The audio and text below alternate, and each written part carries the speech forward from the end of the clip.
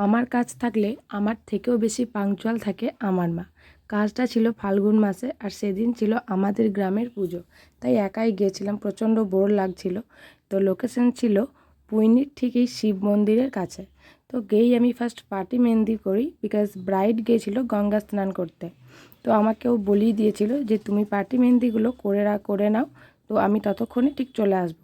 তো আমি পাটি মেহেন্দিগুলো করে নিই, আর সেদিন প্রায় 3টে মতো পাটি মেহেন্দি আমার ছিল। তো 2টো পাটি মেহেন্দি কমপ্লিট করতে করতেই ব্রাইড রীতিমতো চলে আসে। তো তারপরেই আমি ওর মেহেন্দি ডিজাইনটা শুরু করি। আর ব্রাইড ফার্স্টেই বলে দিয়েছিল পুরো ফিগার মোটিভের, থিম মোটিভের কাজ হবে। আমি সেরকমই করেছিলাম, সিঁদুরদান, মালা বদল, গাছ কৌটো, গাছ ছড়া আর তার সাথে বরকনের নাম। তো এই ডিজাইনটা তোমাদের কেমন লাগলো অবশ্যই জানিও। তারপর আমি ব্যাক সাইড শুরু করে দিই, আর ব্যাক সাইড করতে করতে কোনো ক্লিপ নেওয়া হয়নি, তাই ফাইনাল এটাই হয়েছিল।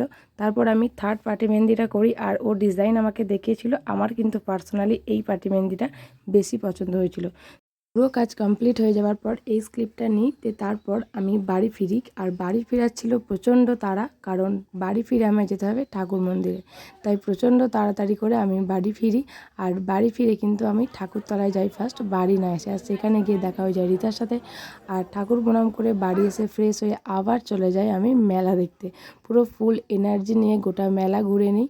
তোমরা পুরো ভিডিও যেমন এনার্জি নিয়ে দেখলে, একটা এনার্জেটিক কমেন্ট করে দিও। আর পুরো ভিডিও সাথে কাজগুলো কেমন লাগলো জানাতে ভুলো না।